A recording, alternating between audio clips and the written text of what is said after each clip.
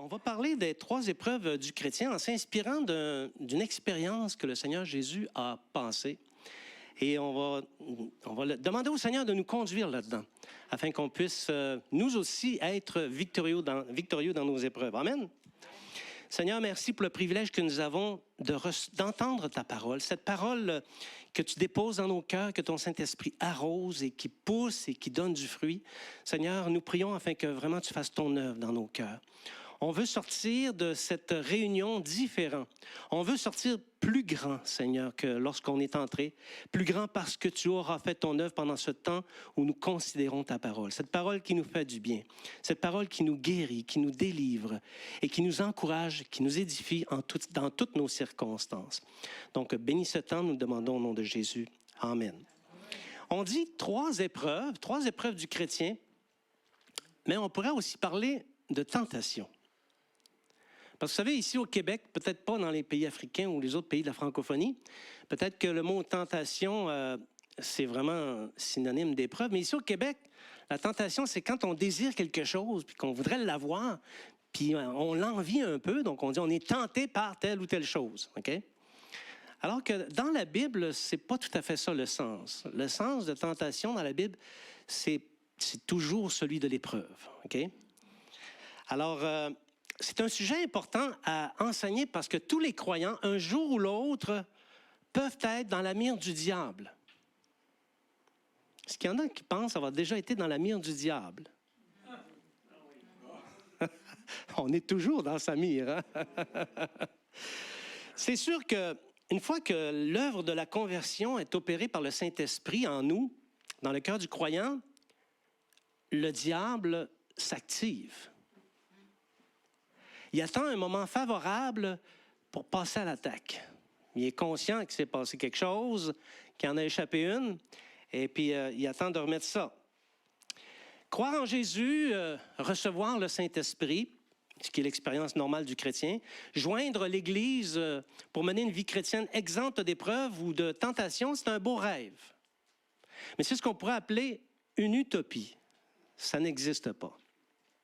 En tout cas, j'ai jamais rencontré de chrétiens qui ont vécu une vie à l'eau de rose pendant 25 ans, 30 ans, 40 ans. Il arrive toujours quelque chose. D'ailleurs, on en profite pour vous encourager à vous méfier de ces prédicateurs de vie chrétienne à l'eau de rose. Méfiez-vous de ça. Il y a 2 pièces, il y a 2 faces dans une... Il y a deux parties dans une pièce de monnaie. Il n'y a pas juste la face. Il y a le pile aussi. Okay? Des fois, tu tombes sur le pile. Donc, quand tu lis la parole de Dieu, quand tu entends un message qui te prêche la face, dis-toi qu'il y a un pile en arrière. Okay? Puis que le pile aussi peut arriver tout autant que la face. Alors, on se méfie de ça parce que l'Évangile que ces prédicateurs à l'eau de rose présentent fait peser un lourd fardeau sur les chrétiens quand le diable frappe. Hey, regardons ça, je ne l'avais pas vu venir, lui. On ne m'a jamais dit que ça pouvait arriver, des affaires comme ça. Eh oui, il faut aussi qu'on prêche ces choses-là. Parce que tous ceux qui se convertissent à Jésus seront visités par le diable tôt ou tard. Il y en a, c'est très, très tôt. Il y en a, pour d'autres, c'est plus tard. Et ils vont être tentés parce que le diable ne peut se résoudre à laisser aller ne serait-ce qu'une seule âme. Tu es susceptible d'être dans sa mire jusqu'au jour de ta mort. Si tu as fait persévérer jusqu'à la fin, OK? Parce que le diable, je ne comprendrai jamais ça. Je pense que ce n'est pas possible de comprendre ça non plus. Lui, tout ce qu'il veut, c'est égorger, tuer, détruire.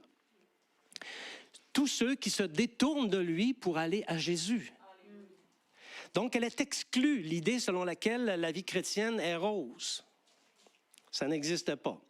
Au nouveau converti, il va chercher à enlever le dépôt rapidement. Dès les premières semaines, il tente d'enlever le dépôt. À ceux qui progressent bien, il va faire luire son soleil son soleil, il va faire briller ses ténèbres pour les faire sécher. C'est l'analogie du grain qui sèche, qui pousse vite, mais qui sèche au soleil, OK? Donc, il va tenter de les faire sécher pour qu'ils meurent et qu'ils n'aient pas le temps de donner du fruit. Et à ceux qui sont affermis, il leur tend des pièges. Ça fait presque 45 ans que je suis chrétien et il me tend encore des pièges. Sauf qu'avec 45 ans d'expérience, on en a vu, hein, et souvent on les voit venir de loin. Donc on peut anticiper et poser des gestes qui vont le mettre en échec. Amen. Pour savoir comment répondre aux attaques du diable, il faut calquer la conduite de notre Maître, la conduite du Seigneur Jésus. Parce que Jésus a été tenté par le diable. Solide, on va en parler, on va plonger là-dedans, OK? Et les stratégies de Jésus, par conséquent, devraient aussi être les nôtres. Tel Jésus a agi dans la tentation, tel nous devons agir aussi. Ça nous amène dans notre passage de l'Évangile, dans Matthieu chapitre 4, versets 1 à 11. Donc, Matthieu chapitre 4, versets 1 à 11. Alors, Jésus fut amené par l'Esprit dans le désert pour être tenté par le diable. Après avoir jeûné 40 jours et 40 nuits, il eut faim. Le tentateur, s'étant approché, lui dit, « Si tu es le Fils de Dieu, ordonne que ces pierres deviennent des pains. » Jésus répondit, « Il est écrit, « L'homme ne vivra pas de pain seulement, mais de toute parole qui sort de la bouche de Dieu. » Le diable le transporta dans la ville sainte, le plaça sur le haut du temple et lui dit, « Si tu es le Fils de Dieu, jette-toi en bas, car il est écrit, il donnera des ordres à ses anges à ton sujet, et ils te porteront sur les mains, de peur que ton pied ne heurte contre une pierre. » Jésus lui dit, « Il est aussi écrit, tu ne tenteras point le Seigneur ton Dieu. » Le diable, le transporta encore sur une montagne très élevée, lui montra tous les royaumes et leur gloire, et lui dit, « Je te donnerai toutes ces choses si tu te prosternes et m'adores. » Jésus lui dit, « Retire-toi, Satan, car il est écrit, tu adoreras le Seigneur ton Dieu et tu le serviras lui seul. » C'est un moment très fort dans l'Évangile, cette tentation du Seigneur Jésus par le diable. Et cette tentation s'est produite au tout début du ministère de Jésus. En fait, avant même qu'il commence à prêcher le royaume de Dieu. OK? Et si c'est comme ça que Jésus a été tenté avant de faire son ministère, à combien plus forte raison, nous aussi, nous devons considérer comment il s'est comporté et qui doit être notre source d'inspiration. Alors, quelles sont les principales tactiques du diable pour tenter les disciples ou éprouver les disciples? Quel est l'outil le plus précieux pour nous protéger des attaques? Comment répondre au diable? C'est de ça qu'on va parler ce matin. Vous êtes avec moi? Oui. On peut se poser la question, pourquoi Jésus a été tenté? Quelles sont les raisons pour lesquelles Jésus a été tenté? Bien, l'analyse de ce texte démontre que Jésus, bien qu'il savait très exactement qu'il était le Fils de Dieu, il savait qui il était, il savait qu'il venait d'en haut, d'auprès de Dieu, il savait qu'il avait été engendré du Saint-Esprit. Sa mère a dû lui dire une couple de reprises. Sûrement, sa mère lui a conté les événements qui se sont produits lors de sa naissance. Il savait qu'il était venu pour sauver le monde et il a dû aller au désert pour y être tenté. Si Jésus savait qui il était et d'où il venait, pourquoi devait-il être tenté? Était-il possible que Jésus doute de sa nature ou de qui il était ou qui il est? Était-il possible que Jésus défaille en face de la tentation? Je sais que vous autres, vous ne posez pas ces questions-là, mais moi, quand je lis, parfois, ça m'arrive de me poser ce genre de questions, parce que ce sont de bonnes questions. Parce que toutes les tentatives du diable pour éprouver Jésus, pour tenter de le déstabiliser, portaient sur sa divinité. Ça ne portait pas sur un bon mets. Ça ne portait pas sur une ambition quelconque. Ça portait sur sa divinité. Si tu es fils de Dieu, jette-toi en bas, car il donnera des ordres à ton sujet. Ce royaume de la terre est mien, mais si tu te prosternes, et si Jésus se prosterne devant le diable, fait la démonstration qu'il n'est pas le Fils de Dieu. Toutes des manigances pour faire douter Jésus qu'il soit le Fils de Dieu, ou le faire douter de sa divinité. Parce qu'on peut poser la question, pas trop fort, mais on peut poser la question, que se serait-il passé si Jésus avait failli dans cet épisode de tentation? S'il avait douté, par exemple, qu'il était le Fils de Dieu, s'il s'était prosterné au pied du diable. Je n'ose pas y penser, même si je l'ai dit, j'ose plutôt croire que c'était tout simplement impossible. Il était impossible que Jésus défaille dans cette mission. Néanmoins, il était nécessaire, il fallait que Jésus, dans son humanité, parce qu'il était aussi homme, démontre toute sa conscience de sa propre divinité au diable dans sa chair d'homme. Alors, Jésus devait passer par cette épreuve. Pas seulement pour lui, en fait, beaucoup plus pour nous que pour lui. Parce que c'est le sens de Hébreux, chapitre 2, versets 17 à 18. Ça nous dit qu'il fallait qu'il passe par là à cause de nous. Hébreux, chapitre 2, versets 17 à 18. En conséquence, il a dû être rendu semblable en toutes choses à ses frères, afin qu'il fût un souverain sacrificateur, miséricordieux et fidèle dans le service, pour faire l'expiation des péchés du peuple. Car, ayant été tenté lui-même dans ce qu'il a souffert, il peut secourir ceux qui sont tentés. Donc, ce que ça nous dit ici, c'est que Jésus, dans sa divinité, devait expérimenter les mêmes choses que nous afin de nous offrir sa compassion, une compassion crédible. Hein? Si quelqu'un vient te consoler, il n'a pas passé au travers d'une difficulté, il n'a jamais perdu un proche dans un accident, puis il vient te consoler, je ne suis pas sûr qu'il va être crédible à tes yeux. Jésus devait être crédible. Le Fils de Dieu devait être crédible. Lors de cette tentation, de cet épisode, Jésus a été laissé seul par le Père. Et Jésus n'a pas paniqué. Il y a des fois, tu vois des gens paniquer, là, ils sont tous apeurés, le visage est complètement défait, déconfit. On dit, coudonc, as-tu vu le diable? Bien, Jésus, il l'a vu, le diable. Et son visage ne s'est pas défait. Il n'a pas paniqué. Il a fait face à la musique. Il a montré des attitudes nobles et imperturbables, même genre d'attitude que nous devons avoir lorsque le diable nous assaille. Et il a été un exemple pour ses frères, ceux qu'il a sauvés par son sang, afin qu'ils deviennent eux aussi des fils et des filles de Dieu. Alléluia. Alors, si c'est le cas, les techniques de Jésus en face des tentations pour les repousser devraient aussi être les nôtres. Que j'entende un amen là-dessus? Amen. À noter ici que Jésus n'a pas prié le Père pour que la tentation s'éloigne. Il n'a pas prié non plus pour avoir la force de passer au travers. Hein, nous autres, on va faire ça. Éloigne de moi cette tentation. Seigneur, donne-moi la force de passer au travers. Jésus était conscient qu'il avait la force de passer au travers. Et il s'est tenu ferme pour renverser ou retourner le diable dans ses shorts. Et nous aussi, lorsque le diable nous assaille, si on utilise les mêmes techniques, on peut virer le diable dans ses shorts. Amen. La première tentation, les besoins fondamentaux. Les principaux besoins fondamentaux, vous les connaissez, hein? Manger, entre autres. Manger, boire, se vêtir, avoir un toit sur la tête. Des besoins fondamentaux. Alors, si Jésus est allé jeûner dans le désert pendant 40 jours et 40 nuits, ce n'est pas nécessairement pour faire face au diable. C'est plutôt parce que le diable a saisi l'occasion. En tout cas, c'est ce que je crois. Peut-être que je me trompe, mais je pense que le diable a saisi l'occasion de l'état de faiblesse de Jésus, parce que quand ça fait 40 jours que tu jeûnes, tu es faible. Quand ça fait 2 jours que tu n'as pas mangé, tu es faible, imagine 40. OK? Moi, je ne me suis jamais rendu jusque-là. J'ai essayé, mais je n'ai pas la même force que le Seigneur. Mais c'est ça, je crois que le diable a saisi l'occasion parce que le jeûne est nécessaire avant d'exercer quelque ministère que ce soit. Et aussi devant l'adversité, le jeûne est nécessaire. Parce que jeûner connecte avec la pensée de Dieu.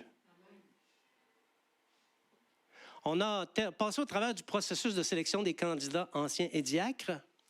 Et messieurs les candidats qui avaient été retenus, sachez qu'à un moment donné, nous allons jeûner. Parce qu'avant d'exercer un ministère, nous devons jeûner. Alors, si le Seigneur place un ministère dans ta vie, un appel, quel qu'il soit, jeûne. Parce que le diable va t'attraper au détour. Il faut que tu sois prêt à répondre au diable. Okay? Ça peut être ton premier combat. Sitôt que tu as commencé ton ministère, le diable te saute dessus. Ton premier combat, il faut que tu sois capable de le renverser avec la même technique que le Seigneur Jésus. Alors, anciens et diacres, nous jeûnerons. Si tu vis une adversité quelconque, jeûne. Ton esprit va combattre et tu vas jeter le malin à terre et tu vas vaincre après tes souffrances. Et je crois même que les souffrances vont être abrégées parce que tu as jeûné et parce que tu as combattu selon le chrétien. Vous savez, nous en Occident, on peut parler comme ça. On est comment je pourrais dire, on est gras, épais, replet et bien dodu. C'est ça que le passage dit dans les Écritures. Bref, on est habitué à avoir le ventre plein puis à être confortable. OK? Et il y a beaucoup de chrétiens qui répondent à l'appel de Dieu le ventre plein. Ils vont combattre le diable le ventre plein. Plein de leur chair, plein du monde. Et parce qu'ils sont pleins, ils n'entendent pas la voix du Maître. Ils sont ourdis par leur embonpoint spirituel ou engourdis par leur embonpoint spirituel. Donc, quand le diable s'approche d'eux, ils le croient. Et là, ils se mettent à douter parce qu'ils n'étaient pas prêts à faire le combat. Par rapport aux besoins fondamentaux, les tentations sont de deux ordres, on pourrait dire que ce sont deux extrêmes, et on va les regarder. La première, c'est la nécessité, et la deuxième, c'est l'abondance. Les deux sont sources de tentation. La première nécessité. Vous savez, il y a beaucoup de chrétiens qui sont dans les besoins de première nécessité. Ils ont besoin de nourriture pour manger. Ils ont besoin de vêtements pour cacher leur nudité. Et ils n'ont pas les ressources suffisantes pour acheter du pain pour nourrir leur famille. Je ne parle pas des autres pays, là. Je parle d'ici. Mais c'est vrai aussi pour les autres pays, naturellement. Ils n'ont pas d'argent pour mettre de l'essence dans leur voiture ou même pour payer leurs dettes. Ils prient. Et parfois, la délivrance se fait attendre.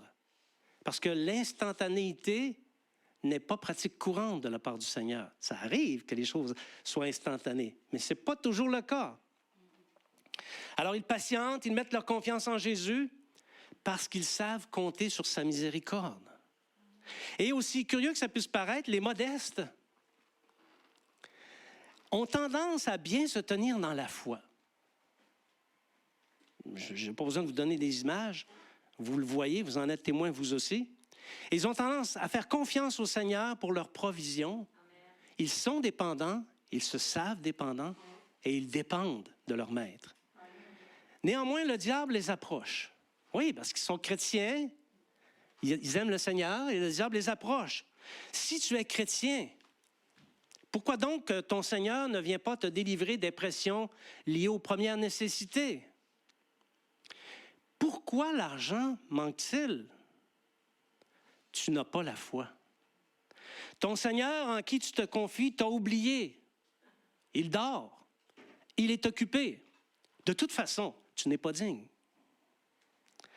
Alors, quand ces épreuves surviennent et que le diable te raconte ses mensonges pour te tendre un piège, réponds comme Jésus a répondu. L'homme ne vivra pas de pain seulement, mais de toute parole qui sort de la bouche de Dieu.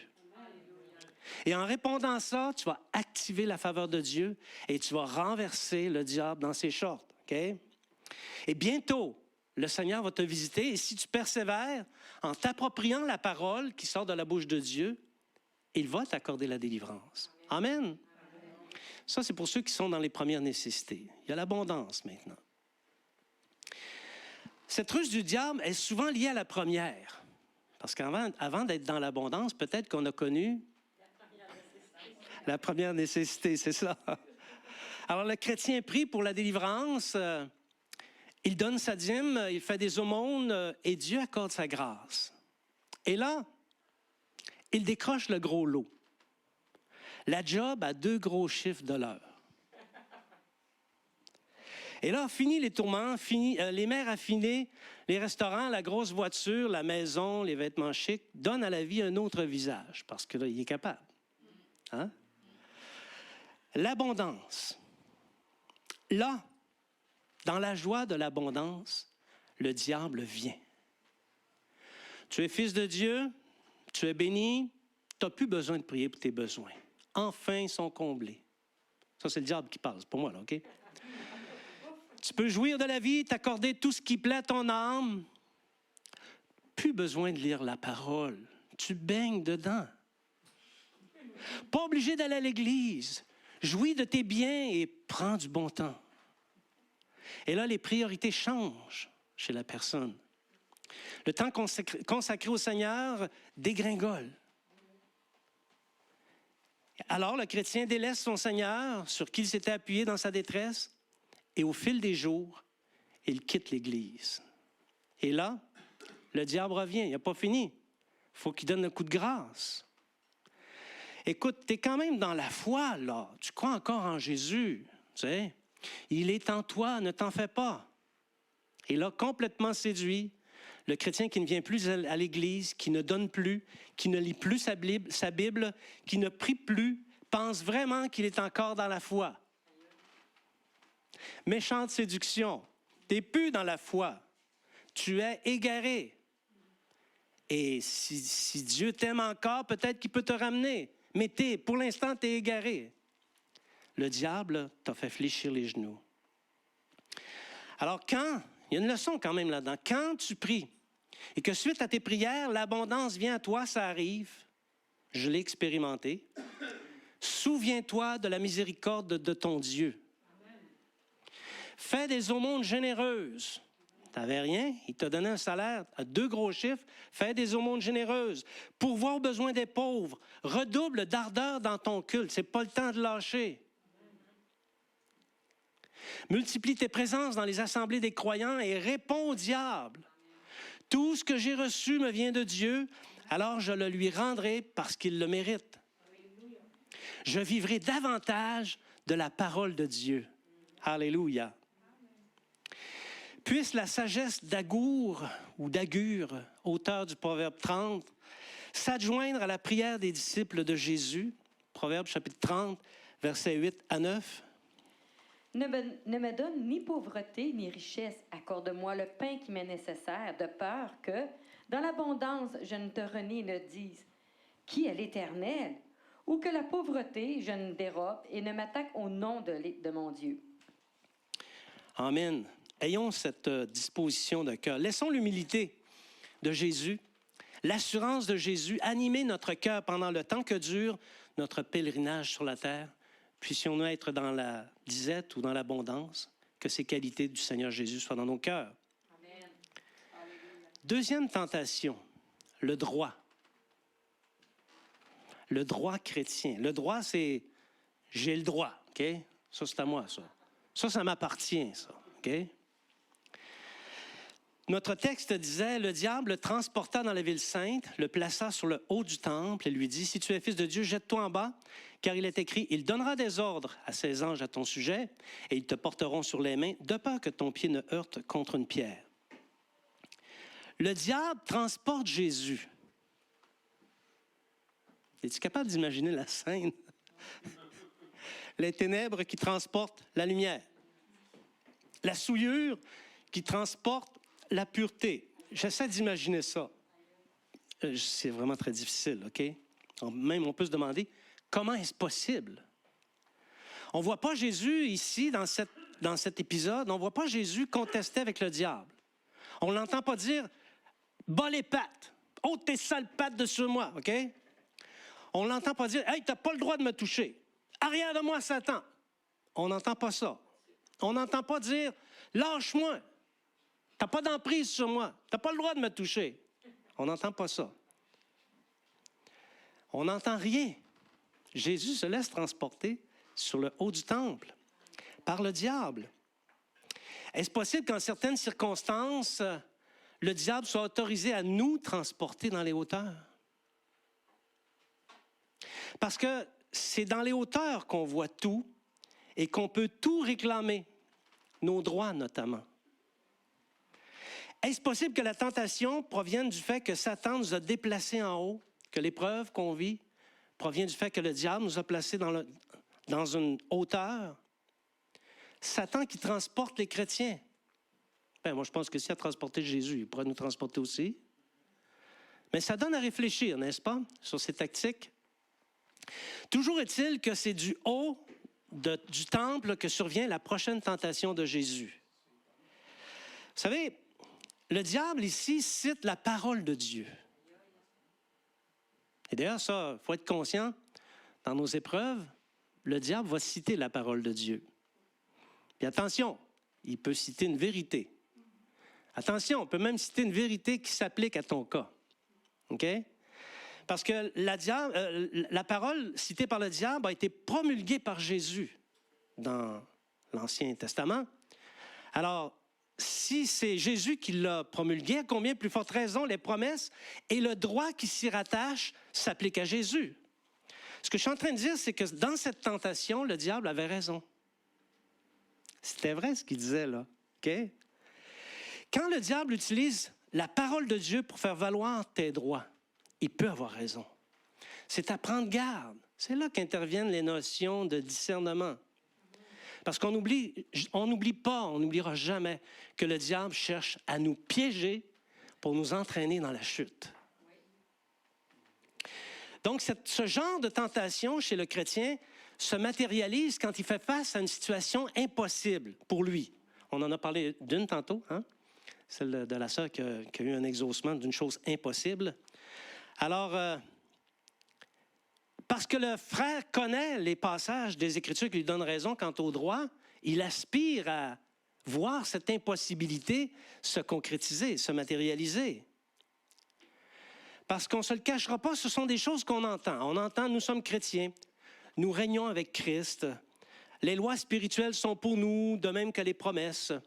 Les démons nous sont soumis et les puissances des ténèbres sont sous nos pieds. Cette tentation est fréquente chez les chrétiens. La tentation du droit d'avoir une impossibilité se concrétiser. Alors souvent, bien appuyés sur le droit spirituel, ils invoquent ce droit avec arrogance et donnent des ordres à Dieu de qui proviennent ces droits. Alors ces chrétiens, en face de l'impossibilité, ici l'impossibilité, ça peut être une accusation injuste dans quelque milieu que ce soit. Ça peut être une condamnation même. Ça peut être un rêve fou. Il y a des rêves fous qui sont impossibles, hein? Ça peut être un miracle souhaité ou tout autre type d'impossibilité. Et là, dans ces circonstances, le diable vient et il dit « Hey, t'es fils de Dieu, ordonne la matérialisation de ton désir. Appelle la prospérité, les millions. Appelle la gloire, la célébrité. Tu as le droit de citer, allez. T'es chrétien. » J'ai déjà entendu un chrétien dire, un chrétien aspirait à avoir un emploi, puis l'autre qui était plus vieux dans le Seigneur dit, t'as juste à dire au Seigneur d'y envoyer un cancer, il va se tasser, puis tu vas l'avoir, le job, t'es un chrétien. Oui, j'ai entendu ça. Non, c'est très sérieux, là. Ça fait réagir, hein? Oui, c'est pas moi. J'ai eu cette réaction-là, mais en dedans. Alors, dis au Seigneur de tasser ce païen pour que tu puisses prendre sa place. Mais je m'excuse. Ces gens-là vont peut-être même continuer en disant, tu as des droits dans le Seigneur, fais-les valoir. Les vrais syndicalistes. Alors, ils vont dire aussi, ils vont penser comme ceci, rien ne peut m'arrêter, j'ai la foi, je peux foncer, je fonce, etc. Il y a plein de choses qui peuvent être dites, OK? Donc, quand les circonstances te mettent en présence d'un droit spirituel, c'est un droit, OK? Prends garde. Crains le Seigneur. Réfléchis. Quand le diable tient ce langage à tes oreilles, ne le laisse pas te tenter. Dis, je ne tenterai point le Seigneur mon Dieu. Parce que c'est une exigence qui repose aussi sur les croyants, de ne pas tenter le Seigneur notre Dieu. Il faut prendre garde.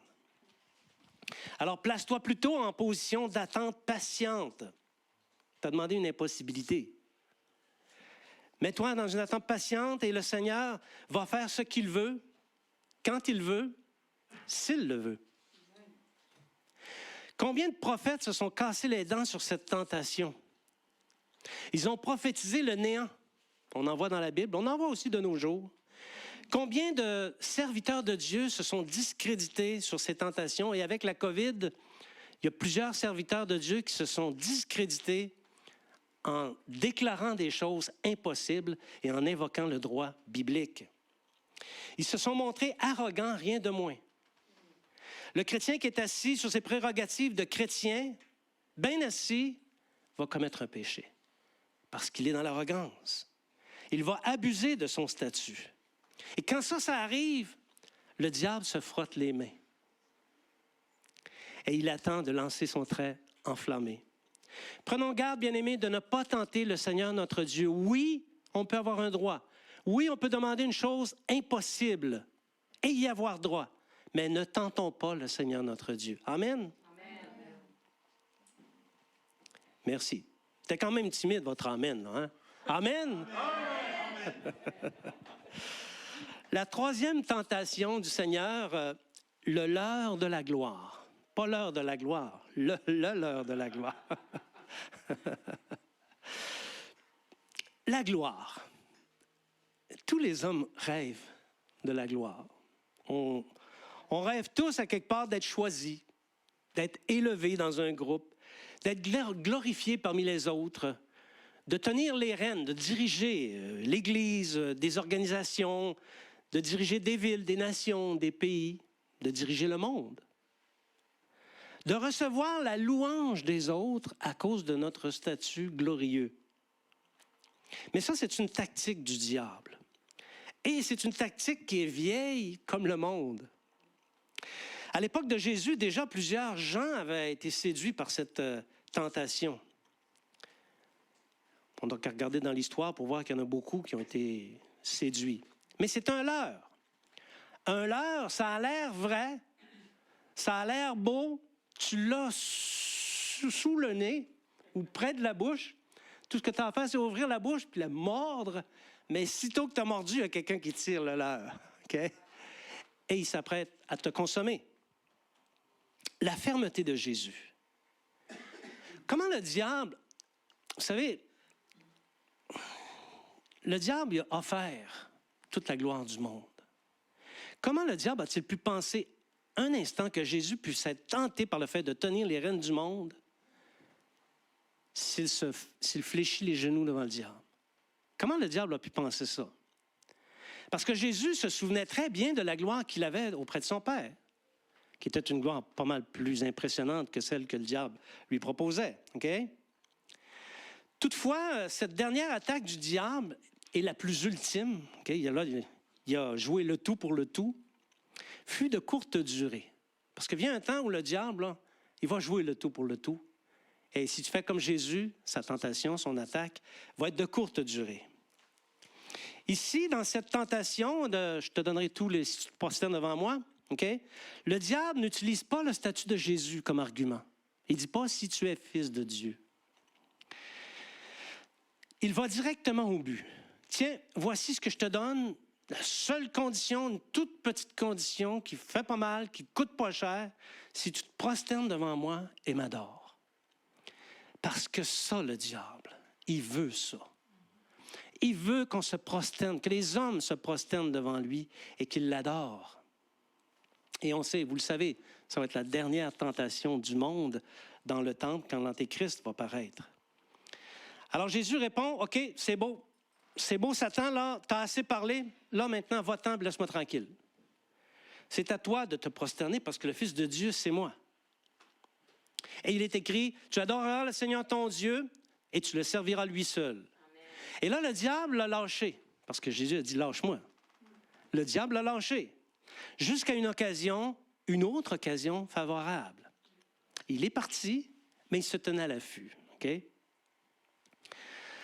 Alors, sur cette offensive, Jésus n'a pas lésiné avec le diable. Il a donné un ordre. « Retire-toi, Satan. » Alors, quand l'offre de notoriété se présente à nous, cette offre de gloire, lorsqu'elle se présente à nous, OK? Soyons prudents et fermes. Ça peut arriver que légitimement, on accède à des choses. Mais prenons garde de ne pas nous laisser entraîner dans le péché de l'orgueil. Et on va parler un petit peu du péché de l'orgueil, parce que c'est le péché du diable. Le tout premier péché qui a été commis dans tout l'univers, c'est le péché de l'orgueil. Et c'est le diable qui a commis ce péché-là. La tentation de l'orgueil est grande pour bien des hommes, parce que ça flatte l'ego. Quand le diable fait miroiter la gloire, le plus souvent, il a l'attention des chrétiens. Si je t'offre la notoriété, une affaire quelconque dans laquelle tu vas ressortir, tu vas être privilégié, tu vas sortir du lot, normalement, je devrais avoir ton attention. Tu devrais écouter. Parce que ça attire, c'est un leurre. OK? L'appel de la gloire est le leurre des chrétiens, la troisième épreuve.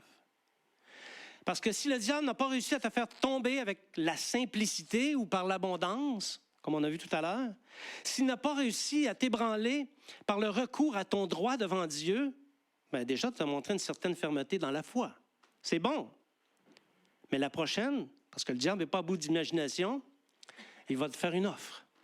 L'appel de la gloire. C'est le péché de l'orgueil le plus vieux du monde.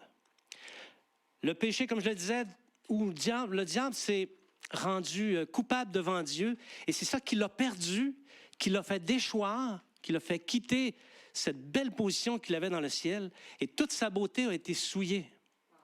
Et saviez-vous que la description du diable, il ne s'appelait pas le diable à l'époque, hein? Il porte un autre nom, mais la description du diable tel qu'il était avant la chute se trouve dans la Bible. Est-ce que vous le saviez? Est-ce qu'il y en a qui ne savaient pas?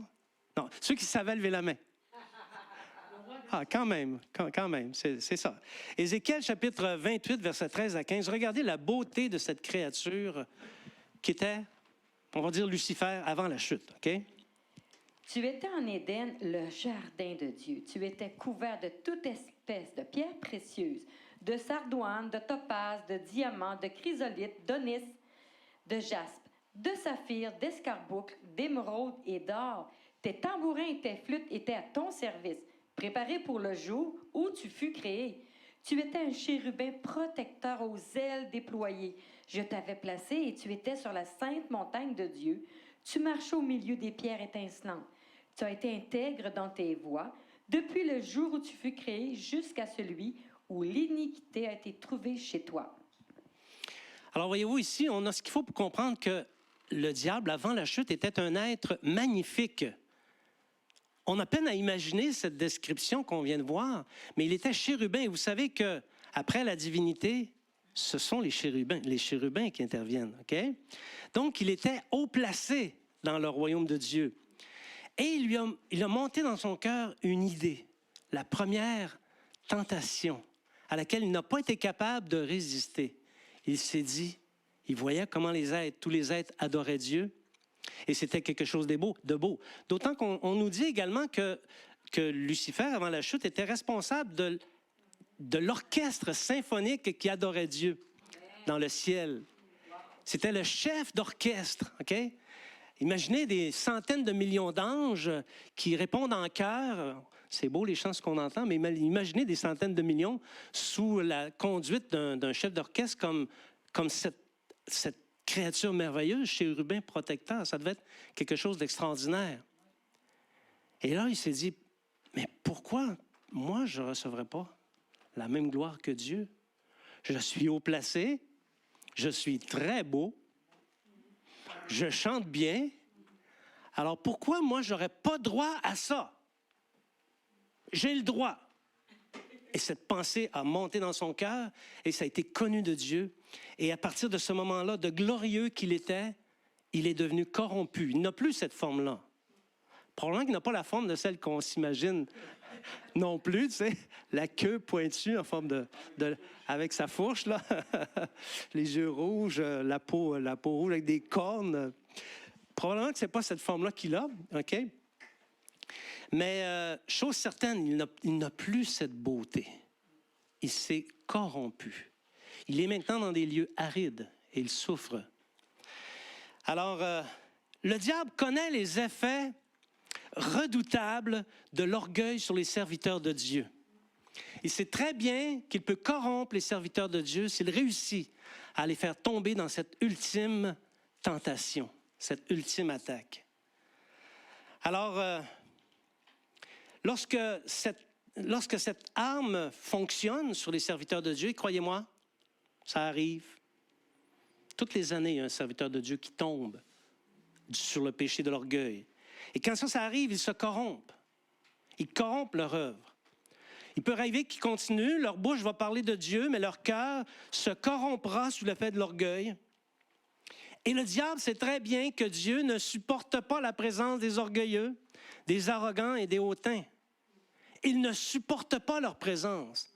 En d'autres termes, quand un serviteur de Dieu devient orgueilleux, il devient odieux aux yeux de Dieu. Il devient en horreur aux yeux de Dieu. C'est important qu'il le réalise, qu'il se repente. Parce que s'il ne se repent pas, il va subir le joug de Dieu.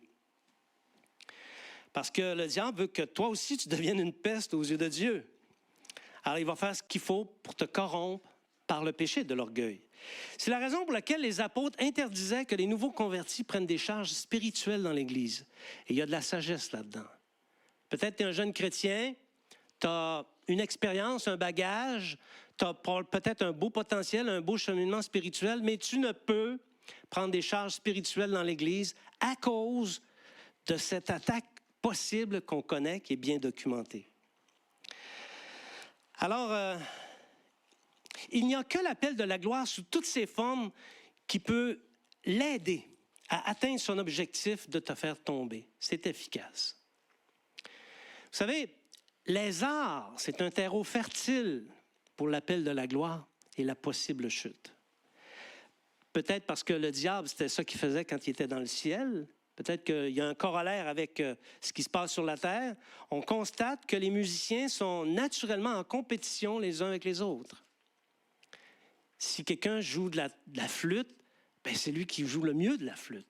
Il joue mieux que l'autre. Si quelqu'un joue du piano, il joue mieux que l'autre. Ils sont naturellement en compétition les uns avec les autres. Mais ce ne sont pas les seuls. Les orateurs aussi, ceux qui tiennent des micros, OK? sont des cibles potentielles. Les positions supérieures dans les organisations sont des cibles également pour l'appel à la gloire. Bref, les fenêtres d'attaque ne manquent pas. Tu as intérêt à être humble, OK? Parce que les fenêtres d'attaque sont nombreuses. Et c'est pourquoi il est d'autant plus important que les ministères publics soient exercés par des gens qui ont été éprouvés et qui ont été humiliés. Et qu'ils ont fait leur preuve dans leur humilité. Amen? Amen. Le pacte faustien. Un pacte faustien, c'est donner son âme au diable en échange des richesses. En fait, on a une définition ici, là. Un accord avec le diable dans lequel une personne abandonne ses valeurs spirituelles ou principes moraux afin d'obtenir la richesse ou des bénéfices. Combien de gens ont fait un pacte faustien? Dans le monde, beaucoup. Dans l'Église, non, personne. Il n'y a personne dans l'Église qui a fait un pacte faustien. Non. Beaucoup ont fait un pacte faustien. Un nombre impressionnant de fils et de filles, de pasteurs, de chrétiens talentueux ont fait un tel pacte faustien. Parce qu'ils ne voulaient pas suivre les étapes nécessaires de l'humiliation qui doit précéder la gloire. Hein? L'humilité précède la gloire. Puis la gloire précède la chute. L'orgueil précède la chute. C'est ça. Bon, on va arrêter les adages pour ce matin, là. J'ai fait le tour. Demandez-moi ça, pas plus, OK? Alors, beaucoup d'artistes superstars proviennent de milieux évangéliques, d'églises comme la nôtre ici. Est-ce que vous le saviez? Vous donnez des noms. Elvis Presley. Son père était un chrétien pentecôtiste. Whitney Houston provient des milieux évangéliques. Katy Perry, son père est pasteur. Et d'ailleurs, ça lui a causé bien des troubles. Hein? Et bien d'autres artistes. Marilyn Manson, semble-t-il, a un arrière-plan pastoral. Son père était pasteur. Ou il était proche du pastorat, si on veut, ou des autorités de l'Église. Ils ont abandonné leurs valeurs spirituelles et ont obtenu en retour la gloire et la richesse. Et peut-être qu'ils ont eu la gloire et les richesses, mais leur âme s'est corrompue. Ils ne sont plus capables de parler du Seigneur. On dit que Rex Humbert a fait la prière de repentance avec Elvis Presley avant qu'il meure. Est-ce vrai? Est-ce faux? Je l'ignore. Je l'ai entendu. Je ne suis pas capable de le démontrer. Okay? Donc, Jésus s'est assis dans la gloire de son Père. Mais avant, il s'est humilié, volontairement. Il nous a montré la voie. Chrétiens, sache que le diable suivra toujours la logique de ses tactiques. L'une ou l'autre de ses tactiques, il va la suivre. Et quand l'appel de la gloire se présente devant toi, si tu n'as pas été humilié comme Jésus l'a été, réfléchis avant d'agir. Et en cas de doute, ordonne au diable de se tenir loin de toi. C'est le moment. Arrière de moi, Satan. Amen. Je vais appeler les musiciens. On va faire la conclusion.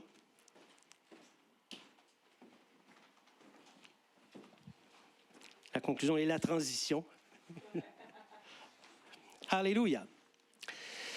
Alors, bien-aimés, voici ce matin l'appel du Seigneur. Il veut que nous réfléchissions à nos voies. J'ose croire que ce message nous a fait entrer en nous-mêmes, dans notre intérieur, pour nous permettre d'atteindre, pas nous culpabiliser, nous permettre d'atteindre la pureté et la vérité. Amen.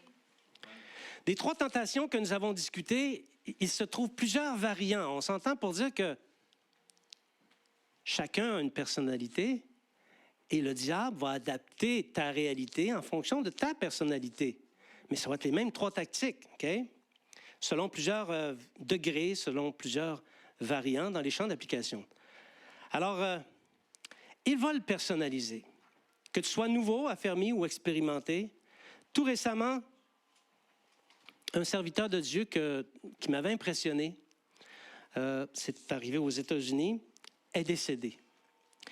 Et je réfléchissais à son ministère, je me disais, j'aimerais ça avoir un ministère comme ça. L'appel de la gloire, hein? L'attrait de l'orgueil. Mais peu de temps après son décès, plusieurs accusations d'inconduite sexuelle sont sorties post-mortem. À tel point que toute l'organisation en est déstabilisée, la famille complètement écroulée. Parce que c'est quelque chose d'épouvantable. Et savez-vous quoi? Je suis d'avis qu'il aurait été possible de le découvrir si les disciples avaient été attentifs aux tactiques du diable. Ni lui, ni sa famille, ni son organisation n'ont fait preuve de vigilance, parce que ça demande de la vigilance. Et les indices existent. Si le Saint-Esprit est en toi et que tu as le don de discernement, tu vas voir ces choses. Tu vas les ressentir. Le Saint-Esprit va t'envoyer vers la personne pour l'avertir, alors que tu es au courant de rien. C'est l'Esprit qui est en train de te parler. Alors, connaissons les ruses du diable. Soyons conscients de nos propres égarements. Ouvrons l'œil sur nos faiblesses. Ne soyons pas naïfs envers nous-mêmes, ni naïfs envers les autres. Oui, on peut faire connaître nos désirs à Dieu, mais ensuite, il faut se montrer patient. Dans l'attente de ses promesses, dans l'attente que notre droit se réalise devant Dieu. Mais avant toute chose, nous devons rechercher ce qui est humble. Et en toute chose, alimente-toi de la parole de Dieu. Parce que l'homme ne vivra pas de pain seulement, mais de toute parole qui sort de la bouche de Dieu. Et avec cette parole, tu pourras mettre fin aux agressions du diable au nom de Jésus. Amen. Je vous invite à vous lever.